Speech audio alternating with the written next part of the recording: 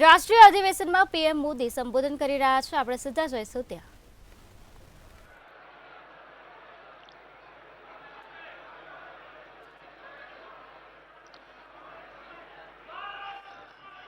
थोड़ी जगह कम पड़ रही है। मेरी सबसे प्रार्थना है, भले नीचे बैठना पड़े लेकिन अगर आप बैठेंगे तो अच्छा होगा। इधर इधर से मेरे साथियों से आग्रह है, आप यहां सुनाई देता है मेरी बात? सुनाई देती है?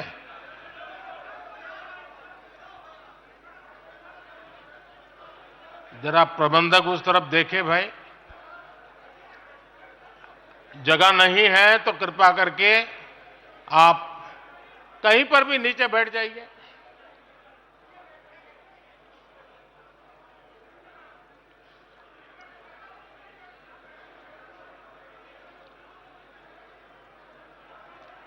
भारत माता की, भारत माता की। राष्ट्रीय अधिवेशन में यहां उपस्थित और देश के कोने कोने से जुड़े प्रत्येक भाजपा कार्यकर्ता का मैं अभिनंदन करता हूं।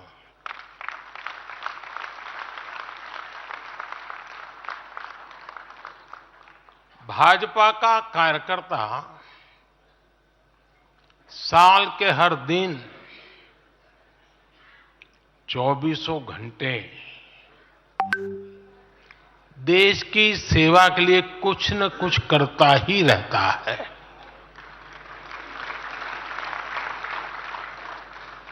लेकिन अब अगले 100 दिन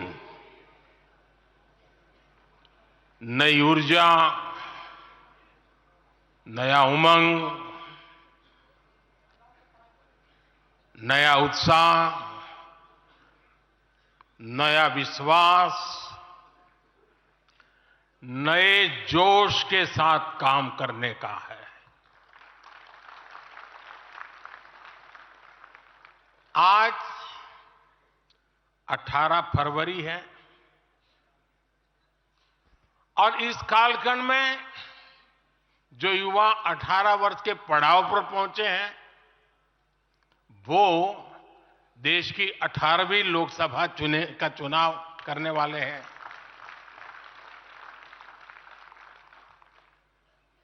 अगले 100 दिन हम सबको जुट जाना है, हर नए वोटर तक पहुंचना है, हर लाभार्थी तक पहुंचना है, हर वर्ग, हर समाज, हर पंथ, परंपरा, सब लोगों के पास पहुंचना है। हमें सबका विश्वास हासिल करना है। और जब सबका प्रयास होगा तो देश की सेवा के लिए सबसे ज्यादा सीटें भी बीजेपी को ही मिलेगी।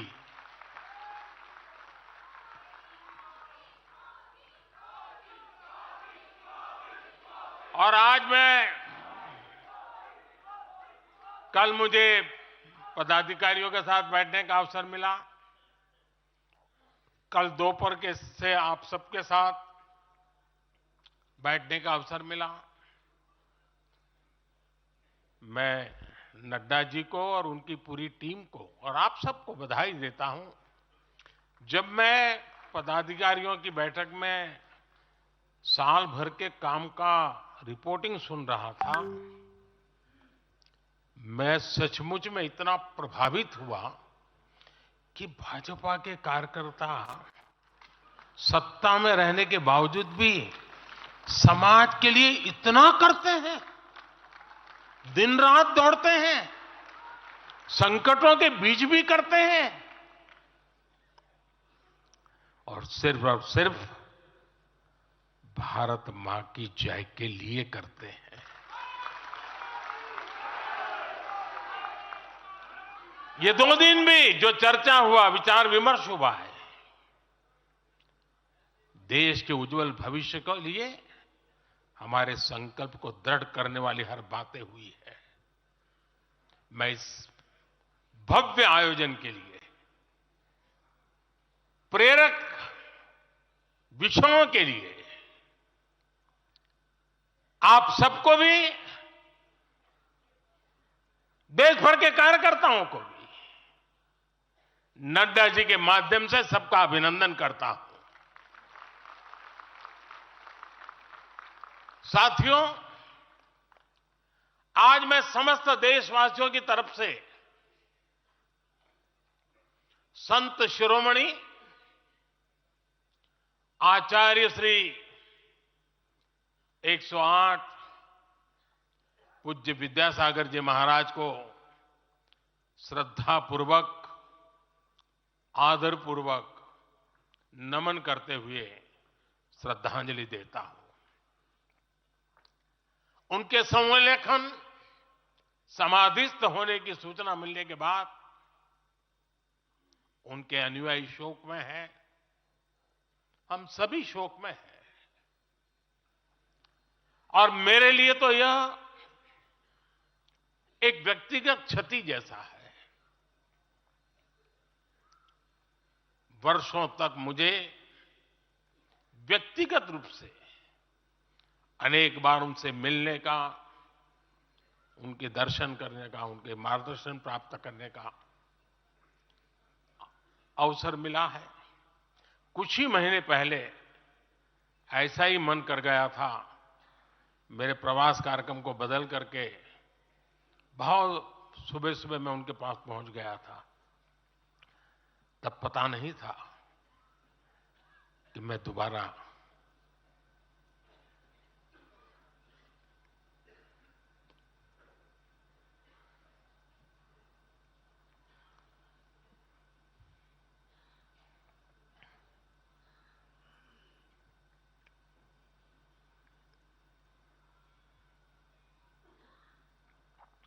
उनके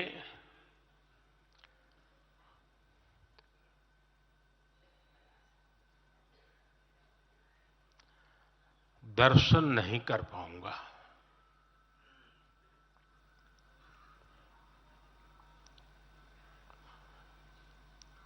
ये मेरा सौभाग्य रहा है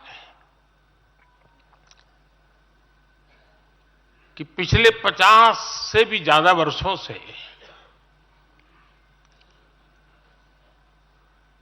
मुझे देश के गणमान्य आध्यात्मिक मूर्तियों के निकट रहने का, उनके आशीर्वाद पाने का अवसर रहा है।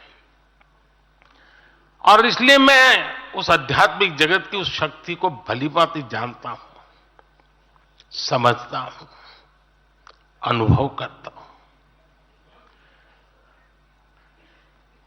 आपको सुनकर के आश्चर्य होगा कि वे तो दिगंबर परंपरा से थे। उनका जीवन कैसा होता है हम जानते हैं, लेकिन शायद ही कोई ऐसी महत्वपूर्ण घटना ऐसी नहीं होगी या मेरी तरफ से कुछ महत्वपूर्ण किसी काम में मेरा संबंध आया हो, 24 घंटे के भीतर भीतर उसका एनालिसिस करके मुझे उनका संदेश आता था। यानी कितने जागरूक थे।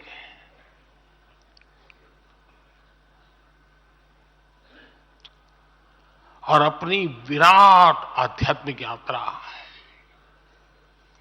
और उसके बाद भी वो हम सबको हमेशा प्रेरणा देते रहे हैं।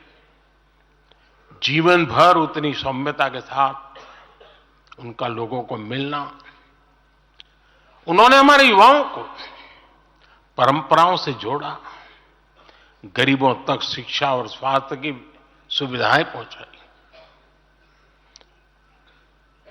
उनका पूरा जीवन उस व्यक्ति के लिए प्रेरणा जैसा है जिसने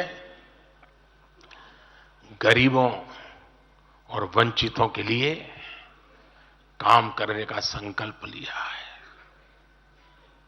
आज जब भारत प्रगति के पथ पर आगे बढ़ रहा है। मुझे विश्वास है कि उनके सिद्धांत और उनका आशीर्वाद ऐसे ही भारत भूमि को प्रेरणा देता रहेंगे।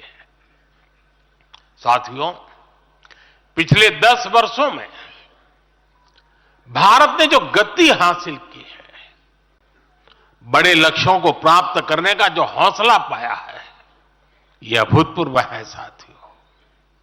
और इसलिए नहीं कि मैं कह रहा हूं, दुनिया गाजे बाजे के साथ बोल रही है।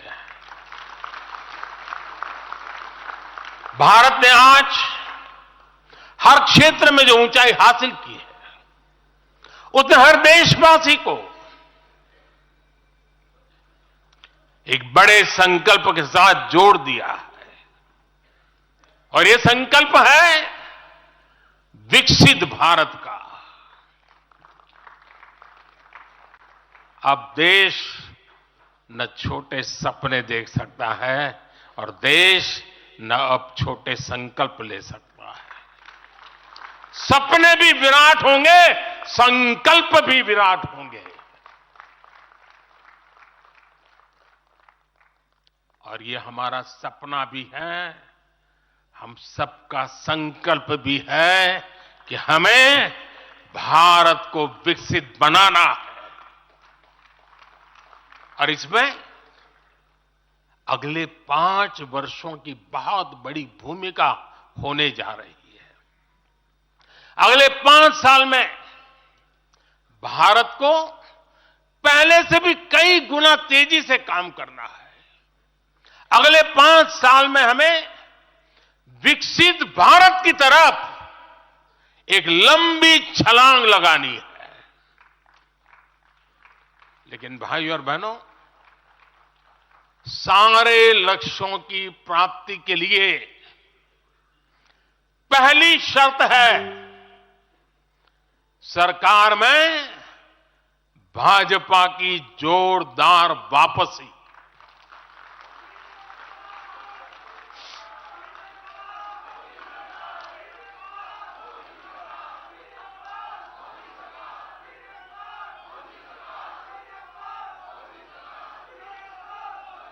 आज विपक्ष के नेता भी एनडीए सरकार 400 पार के नारे लगा रहे हैं।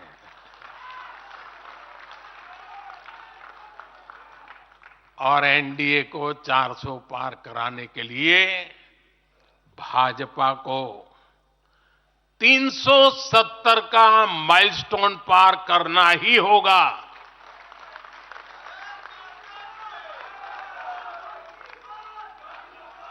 साथियों, कई बार लोग मुझसे कहते हैं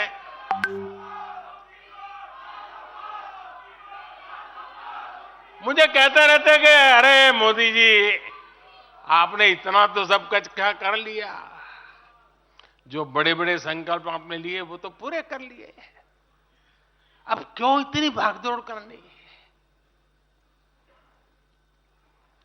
साथियों, पूरा देश मानता है 10 साल का बेदाग कार्यकाल और 25 करोड़ लोगों को गरीबी से बाहर निकालना ये सामान्य उपलब्धि नहीं है। पूरा देश मानता है हमने देश को महाघोटालों और आतंकी हमलों के खौफ से मुक्ति दिलाई है। पूरा देश मानता है हमने गरीब और मिडिल क्लास का जीवन बेहतर करने का प्रयास किया है। लेकिन जो लोग सोचते हैं कि बहुत हो गया, ऐसा सोचने वालों को मैं एक पुरानी घटना जरूर बताना चाहूंगा।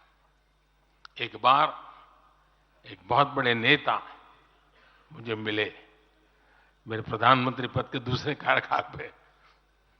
बोले, मोदी जी, प्रधानमंत्री बनना बहुत बड़ी बात है, आप बन गए। आपने इतने दशकों का संगठन का भी काम कर लिया, मुख्यमंत्री के रूप में भी इतना लंबा समय रह चुके, प्रधानमंत्री में भी दोबारा आ गए। अब इतना काम पा लिया है, अब तो थोड़ा बैठो, आराम करो, बहुत कर लिया, ये उन्होंने मुझे कहा था। उनकी वो भावना राजनीति के पुराने अनुभवों से थी। लेकिन साथियों, हम राजनीति के लिए नहीं, राष्ट्र नीति के लिए निकले हैं। हम तो छत्रपति शिवाजी महाराज को मानने वाले लोग हैं। जब छत्रपति शिवाजी महाराज का राज्याभिषेक हुआ तो उन्होंने ये नहीं किया कि अब तो छत्रपति बन गए, सत्ता मिल गई तो चलो उसका आनंद लो। उन्होंने अपना मिशन जारी रखा। ऐसे ही उनसे प्रेरणा लेकर के मैं अपने सुख वैभव के लिए जीने वाला व्यक्ति नहीं हूं। मैं बीजेपी सरकार का तीसरा टर्म सत्ता भोग के लिए नहीं मांग रहा हूं। मैं राष्ट्र का संकल्प लेकर निकला हुआ व्यक्ति हूं। अगर मैं अपने घर की ही चिंता करता तो आज करोड़ों गरीबों के घर नहीं बना पाता। मैं देश के करोड़ों बच्चों के भविष्य के लिए जीता हूं, जागता हूं, जूझता रहता हूं। देश के करोड़ों युवाओं, करोड़ों बहनों बेटियों, करोड़ों गरीबों का सपना ही मोदी का संकल्प है।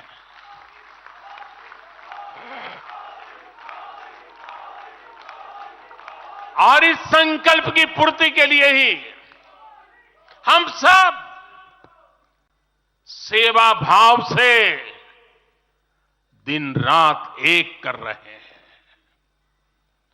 10 वर्षों में हमने जो हासिल किया,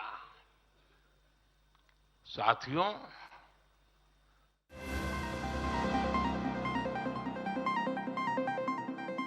जिसको पीते ही ऐसा लगता है जैसे जन्नत, जिंदगी, Sublime, फ्रेश, औसम, संतुलित, बहुत मस्त यार।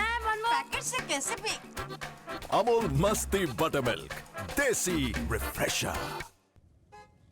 ए હા બોલ કેટલા કેમ કેટલી વાર કરી? સોરી જાન હું બસ પહોંચું જ છું. ક્યારની રાહ જોઉં છું. મને ખબર છે, હું પણ તો રાત જોઉં છું કે ક્યારે તારી પાસે પહોંચી જાઉં. તને ખબર છે ને, મને તારા વગર એક મિનિટ પણ નથી ગમતું. અને તું રોજ લેટ કરે છે. ગમતું તો મને પણ નથી, પણ હા એટલે જ હું ફટાફટ પહોંચું છું. તારું ભાવતું જમવાનું બનાવ્યું છે. તું આવ એટલે સાથે જમીશું. શ્યોર. આઈ લવ યુ જાન. I love you too. Hello hello, શું થયું? વાહન ચલાવતી વખતે મોબાઈલનો ઉપયોગ કદી ના કરશો. ક્યાંક કોઈક હંમેશા માટે રાહ જોતું ના રહી જાય. વાઘ બકરી ચા લઈને આવ્યું છે ડબલ ધમાકા ઓફર. વાઘ બકરી 1 કિલો ચા સાથે હવે મેળવો 2 આકર્ષક કન્ટેનર ફ્રી. જલ્દી કરો, ઓફર વર્ષમાં એક જ વાર.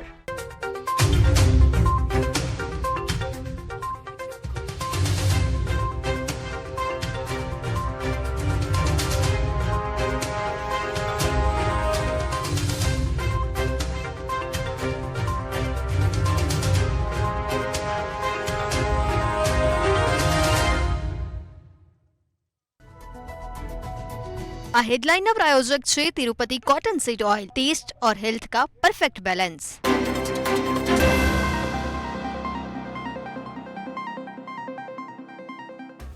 उनके लिए पीएम स्वनिधि योजना बनाई। साथियों, पहले की सरकारों ने महिलाओं के हितों की उनके जीवन में आ रही परेशानियों की भी कभी चिंता नहीं की। हमारे यहां बेटियों को गर्भ में ही मार डालने की कितनी विराट समस्या थी। हमने इसके लिए सामाजिक चेतना, साथ साथ कड़े कानून दोनों का सहारा लिया। पहली बार देश में बेटी बचाओ बेटी पढ़ाओ जैसा एक जन आंदोलन चला, जिसका एक बहुत ही सार्थक प्रभाव हुआ।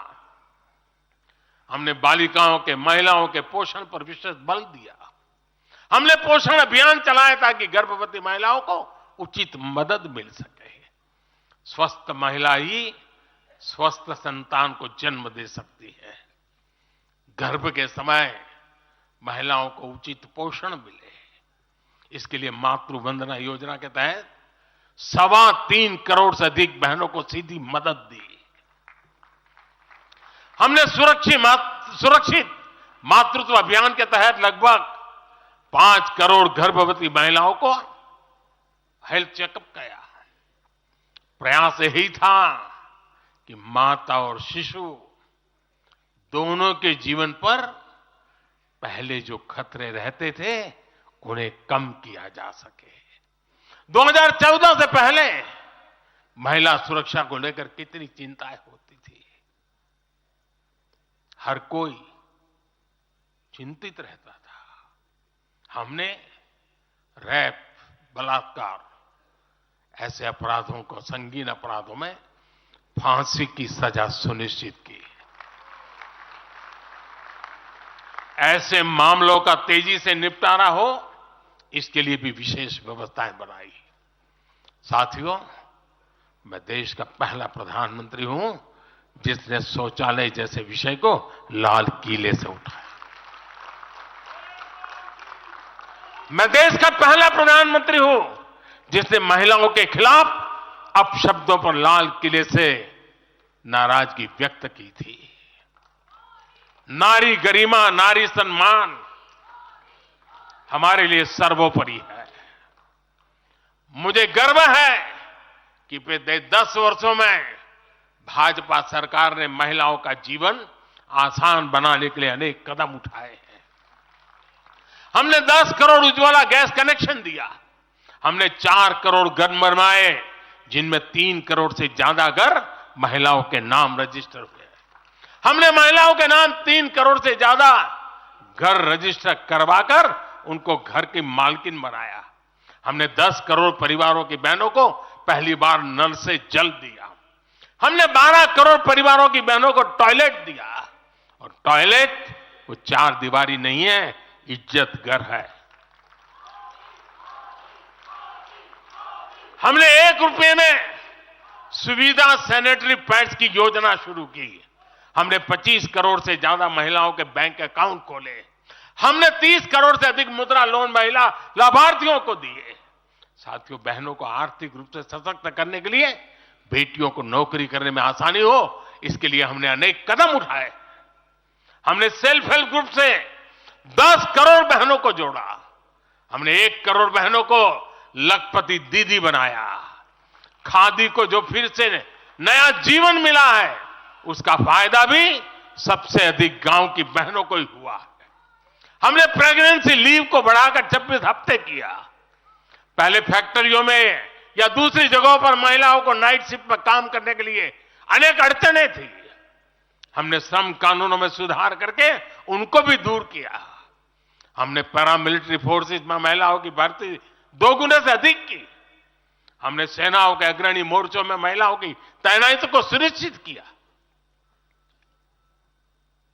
हमने सैनिक स्कूलों और मिलिट्री एकेडमी के दरवाजे बेटियों के लिए खोल दिए। साथियों, इस बार 26 जनवरी को कर्तव्य पथ भारत की नारी शक्ति से पूरे देश को प्रेरणा दे रहा था। साथियों, आने वाले समय में हमारी माताओं, बहनों, बेटियों के लिए अवसर ही अवसर आने वाले हैं। मिशन शक्ति से देश में नारी शक्ति की सुरक्षा और सशक्तिकरण का संपूर्ण इकोसिस्टम बनेगा। अब 15,000 महिला सेल्फ हेल्प ग्रुप को ड्रोन मिलेंगे। ड्रोन दीदी खेती में वैज्ञानिकता और आधुनिकता लाएगी। अब देश में 3 करोड़ महिलाएं लखपति दीदी बनाई जाएगी। पीएम विश्वकर्मा योजना से परंपरागत कला और शिल्प से जुड़ी बहनें सशक्त होगी। नई नेशनल एजुकेशन पॉलिसी से बेटियों को शिक्षा और स्किल के मामले में सबसे अधिक फायदा होगा। गांव के पास ही बेहतर स्पोर्ट्स इंफ्रास्ट्रक्चर बने, बेटियां हमारी स्पोर्ट्स में कमाल करेगी। साथियों, आज जब मैं बीते 10 वर्षों की तरफ नजर डालता हूं तो कितना ही कुछ याद आता है। ये 10 वर्ष साहसिक फैसलों, दूरगामी निर्णयों के नाम है। जो काम सदियों से लटके थे, हमने उनका समाधान करने का साहस करके दिखाया है। अयोध्या में भव्य राम मंदिर का निर्माण करके हमने 5 सदियों का इंतजार खत्म किया है।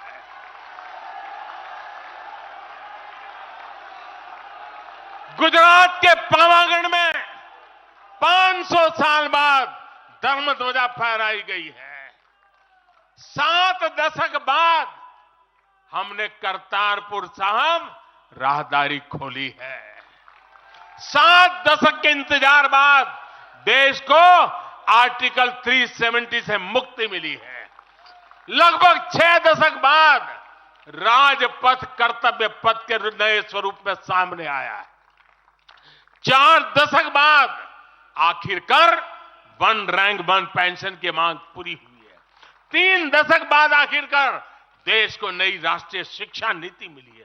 3 दशक बाद आखिरकार लोकसभा और विधानसभा में महिलाओं को आरक्षण मिला है। 3 तलाक की बुराई के लिए विरुद्ध कड़ा कानून बनाने का साहस भी हमने दिखाया है। दशकों से नए संसद भवन की जरूरत महसूस हो रही थी, उसे हमने ही पूरा किया। यह प्रत्येक भाजपा कार्यकर्ता का सौभाग्य है कि वैसी अनेक सिद्धियों का निमित्त बन सके। साथियों, कोई भी देश हो, वो अपना भविष्य तभी संवार सकता है जब वह अपने इतिहास को सहज कर रखता है। बीते वर्षों में भारत ने अपने इतिहास को सहेजा भी है, संवारा भी है। हमने नेशनल वॉर मेमोरियल का निर्माण किया। हमने राष्ट्रीय पुलिस स्मारक बनाई। हमने अंडमान में नेताजी सुभाष और परमवीर चक्र विजेताओं के नाम पर द्वीपों का नामकरण किया। हमने दांडी में नमक सत्याग्रह का आधुनिक स्मारक का निर्माण किया। हमने बाबा साहब आंबेडकर से जुड़े पंच तीर्थ को विकसित किया। हमने रांची में भगवान बिरसा मुंडा की स्मृति में म्यूजियम बनाया। सरदार पटेल को समर्पित स्टैच्यू ऑफ यूनिटी हमारे कार्यकाल में बनी। 31 अक्टूबर को राष्ट्रीय एकता दिवस हमारी सरकार ने घोषित किया। 15 नवंबर को जनजातीय गौरव दिवस के रूप में घोषित करने का अवसर हमें मिला। 14 अगस्त को विभाजन विभीषिका दिवस के रूप में याद करने का निर्णय हमारी सरकार ने लिया। 26 दिसंबर को हमने साहिबजादों की स्मृति में वीर बाल दिवस घोषित किया। 26 नवंबर को संविधान दिवस घोषित करने का फैसला भी हमारी सरकार ने किया और 21 जून को संयुक्त राष्ट्र ने इंटरनेशनल योगा डे भी हमारी ही सरकार के प्रयासों से घोषित किया। साथियों, विपक्ष के हमारे दल भले ही योजनाओं को पूरा करना न जानते हो, लेकिन झूठे वादे करने में इनका कोई जवाब नहीं रहा है। बावजूद इसके आज एक वायदा करने से ये सारे राजनीतिक दल घबराते हैं। एक भी राजनीतिक दल के मुंह से नहीं सुना होगा आपने। जो वायदा हम कर रहे हैं ना, इसका जिक्र तक करने का उनमें सामर्थ्य नहीं है।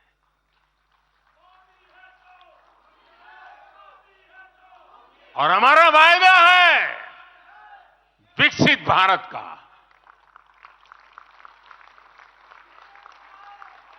इन लोगों ने स्वीकार कर लिया है कि ये लोग भारत को विकसित नहीं बना सकते। सिर्फ और सिर्फ बीजेपी ही ऐसी पार्टी है, एनडीए ही ऐसा एक गठ है जिसने इसका सपना देखा है। हम मिशन मोड पर भारत को 2047 तक देश जब आजादी के 100 साल मनाएगा, हम भारत को विकसित देश बनाने के लिए काम कर रहे हैं। हमने तीसरे टर्म में भारत को दुनिया की तीसरी बड़ी आर्थिक ताकत बनाने का संकल्प लिया है, और ये मोदी की गारंटी है।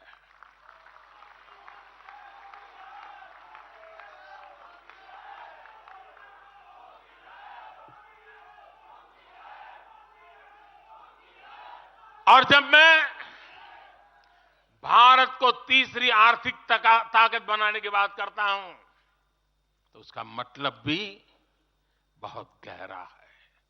इसका मतलब है भारत के आर्थिक, सामरिक और सांस्कृतिक सामर्थ्य का कई गुना विस्तार, चहुं दिशा में विस्तार। साथियों, हम इसके लिए कितनी तेजी से काम कर रहे हैं, इसका हिसाब लगाना भी जरूरी है। भारत को, यह आंकड़ा याद रखिए, भारत को $1 ट्रिलियन की अर्थव्यवस्था बनने में लगभग 60 साल लगे थे। 60 साल। 2014 में जब देश ने हमें अवसर दिया तो 2 ट्रिलियन मार्क भी बहुत बड़ा लग रहा था, लेकिन 10 वर्षों में हमने अपनी अर्थव्यवस्था में $2 ट्रिलियन और जोड़ दिया। एक के लिए 60 साल, 10 साल में 2 और जोड़ दिया। जब भारत दुनिया की 11वें नंबर की अर्थव्यवस्था था और 11 से 10 पर आने में दम उखड़ गया उनका, हम 11 से 5 पर ले आए। अर्थव्यवस्था जब 11 नंबर पर थी, तब इंफ्रास्ट्रक्चर का बजट सिर्फ 2 लाख करोड़ रुपए भी नहीं बन पाता था। आज भारत 5वें नंबर की अर्थव्यवस्था है, तो भारत का इंफ्रा बजट 11 लाख करोड़ को पार कर चुका है। इसी वजह से आज गरीबों को 1 करोड़ों घर बन रहे हैं। आज गरीबों के घर तक पानी पहुंच रहा है। आज देश में रिकॉर्ड मेडिकल कॉलेज, अस्पताल, यूनिवर्सिटीज बन रहे हैं। गांव तक की सड़कें बन रही हैं। जब भारत दुनिया की टॉप 3 अर्थव्यवस्थाओं में आएगा, तो आप कल्पना कर सकते हैं कि विकास कार्यों के लिए हमारे पास कितनी ज्यादा पूंजी होगी। इसलिए भारत के टॉप 3 इकोनॉमी में आने का मतलब है भारत के हर परिवार का जीवन स्तर सुधरेगा। भारत के हर परिवार की आय बहुत अधिक बढ़ जाएगी। भारत का पब्लिक ट्रांसपोर्ट और आधुनिक बनेगा। भारत में रोजगार के लिए नए सेक्टर खुलेंगे, रोजगार के और ज्यादा मौके मिलेंगे। भारत के युवाओं को भारत में ही फंडिंग के ज्यादा से ज्यादा अवसर आएंगे। भारत की महिलाओं को हर मोर्चे पर आगे बढ़कर नेतृत्व करने का मौका मिलेगा।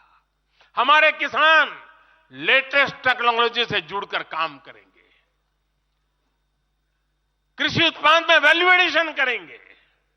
लोगों की जीवन बेहतर बनाने के लिए देश में पर्याप्त संसाधन और आवश्यक व्यवस्थाएं मौजूद होगी। साथियों, मुझे खुशी है कि आज विकसित भारत अभियान की बागडोर भी भारत के युवाओं ने संभाली है। पिछले 1.5 साल में विकसित भारत के संकल्प से जुड़े सुझावों के लिए, और लोगों को ऐसा लगता होगा कि हम बात पता, ऐसा नहीं है, इस पर हम 1.5 साल से चुपचाप काम कर रहे हैं। सरकार की मशीनरी को लगाया है और आपको जानकर के खुशी होगी, अब तक 15 लाख लोगों से ज्यादा लोगों ने विकसित भारत कैसा हो, रोडमैप कैसा हो, इनिशिएटिव कैसे हो, नीतियां कैसी हो, इसमें विचार विमर्श हुआ है। लोगों ने अपने आइडियाज दिए हैं और आपको जानकर के और खुशी होगी, इन 15 लाख में से आधे से ज्यादा वो लोग हैं जिनकी उम्र 35 से कम है। पूरी युवा सोच के साथ हम आगे बढ़ रहे हैं। इन लाखों युवाओं ने विकसित भारत का रोड मैप सुझाया है।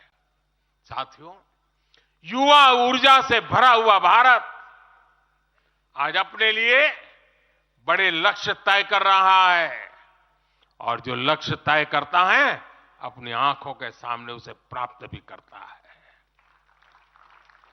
हम 2029 में 2029 में भारत में यूथ ओलंपिक के लिए तैयारी कर रहे हैं।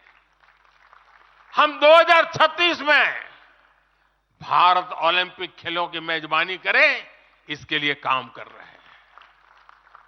हम 2030 तक हमारी रेलवे को नेट जीरो टारगेट पर ला करके कार्बन मुक्त करने की दिशा में काम कर रहे हैं। हम 2030 के बजाय अपनी टारगेट डेट से 5 साल पहले ही पेट्रोल में 20% इथेनॉल ब्लेंडिंग का लक्ष्य भी हासिल कर लेंगे। भारत 2070 तक नेट जीरो के लक्ष्य को हासिल करने के लिए भी नीतियां बना रहा है। इसका अर्थ है कि आने वाले समय में हमारे देश में अनगिनत ग्रीन जॉब्स बनेगी। साथियों, विकसित भारत वो नहीं होगा जिसका भविष्य भाग्य के भरोसे हो। इसलिए दूसरे देशों पर भारत की निर्भरता को हम तेजी से कम कर रहे हैं। इसलिए हम देश के लिए बड़े लक्ष्य बना रहे हैं और उनके लिए योजनाबद्ध तरीके से काम भी कर रहे हैं। भविष्य में हम एक ऐसा भारत देखेंगे जिसे लाखों करोड़ रुपए का खाद्य तेल बाहर से लाने की जरूरत नहीं होगी। हमारे पाम ऑयल मिशन की मदद से हमारे किसान इतने सशक्त हो जाएंगे कि वो देश के पैसों की बचत कर सके। बीते कुछ वर्षों में दलहन, तिलहन और श्री अन्न के लिए विशेष नीतियां बनाई है, जिससे छोटे छोटे किसानों को मदद हो रही है। भविष्य में भी हमारे किसानों को इनसे और लाभ मिलेगा। किसानों के भविष्य को सुरक्षित करने के लिए हमने देश के कोने कोने में अमृत सरोवर अभियान भी शुरू किया। आजादी का अमृत महोत्सव, हम बहुत कुछ कर सकते थे। हम दिल्ली के अंदर कोई एक बड़ा ताबूत खड़ा कर दे के नाम लिखवा सकते थे कि आजादी के अमृत काल में मोदी जी ये बना के गए। हमने आजादी के अमृत वर्ष को जन आंदोलन बनाया और काम क्या किया? तालाब बनाए। हर गांव में जब तालाब बनते हैं ना, वो किसान को सुरक्षित करते हैं, शुद्ध पानी की गारंटी देते हैं, जमीन उर्वरक बना देते हैं। लंबे भविष्य को सोच करके ऐसे काम हम करते हैं। और इस अभियान के तहत देश में अब तक 60,000 से ज्यादा नए सरोवर बनाए जा चुके हैं। 60,000 तालाब, शायद ही किसी सरकार के नसीब में इतना बड़ा काम करने का सौभाग्य आया होगा। ये सरोवर जल सुरक्षा सुनिश्चित करने में किसानों की मदद करेंगे। आज ग्रीन हाइड्रोजन से जुड़े अभियान और सोलर रूफटॉप मिशन के कारण देश रिन्यूएबल एनर्जी के क्षेत्र में भी तेजी से आगे बढ़ रहा है। बहुत जल्द भारत दुनिया का सेमीकंडक्टर हब बनेगा और इससे पूरी दुनिया में नई कंप्यूटिंग रिवॉल्यूशन को भी भारत गति देने का निमित्त बनने वाला है। पोर्ट लेड ग्रोथ से पब्लिक ट्रांसपोर्ट तक आने वाले समय में हर क्षेत्र को नई ऊंचाई मिल सकेगी। साथियों, भाजपा आज देश का एकमात्र दल है जो एक भारत श्रेष्ठ भारत की भावना के प्रति इतना आग्रही भी है और इतना समर्पित भी है। मैं पिछले महीने के अपने अनुभवों को भी कभी भूल नहीं सकता। इस दौरान मुझे भगवान श्री राम से जुड़े कई स्थानों में भ्रमण करने का अवसर मिला। मेरा 11 दिन का अनुष्ठान चल रहा था।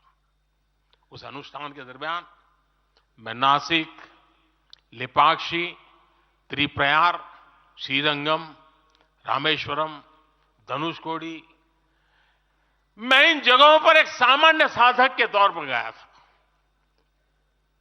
इस दौरान मुझे दक्षिण भारत के विभिन्न क्षेत्रों में लोगों से जो स्नेह मिला, आशीर्वाद मिले, मैं उसका शब्दों में बयान नहीं कर सकता और पॉलिटिकल पंडितों के पैरामीटर में कभी आ भी नहीं सकता है जी। जब मैं सड़कों से गुजर रहा था, लोग अपने वचन से, अपने भावों से मुझ पर अपना आशीर्वाद बरसा रहे थे। इस दौरान मुझे कंब रामायण का पाठ सुनने का अवसर मिला।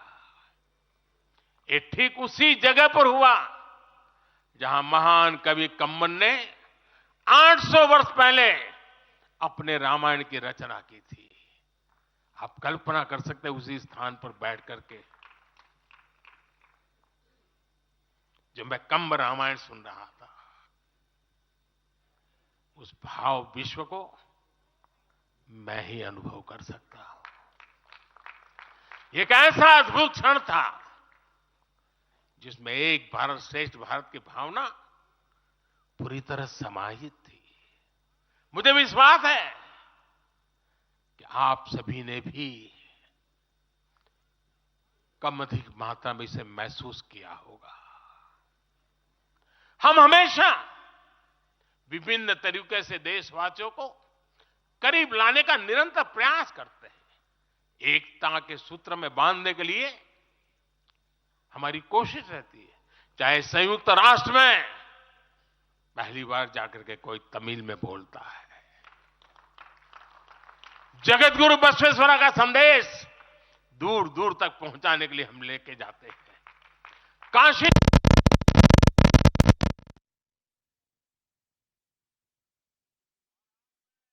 या फिर बीएचयू में सुब्रमण्यम भारती के नाम पर चेयर की स्थापना हो।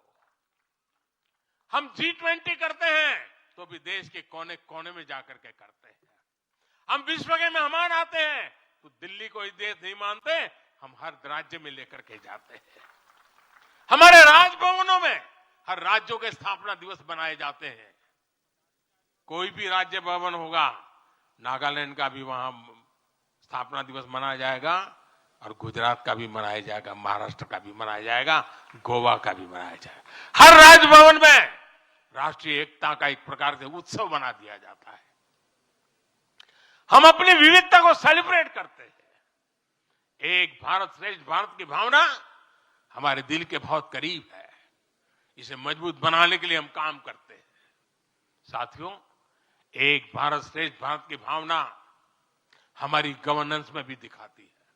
हर क्षेत्र के विकास पर हमारा पूरा फोकस है। नॉर्थ ईस्ट का उदाहरण आपके सामने है। पहले की सरकारों में नॉर्थ ईस्ट को पूरी तरह अनदेखा कर दिया गया क्योंकि पार्लियामेंट की सीटें कम है, उनका इंटरेस्ट ही नहीं था। हम वोट और सीटों के हिसाब से काम नहीं करते। मेरे लिए तो मेरे देश का हर कोना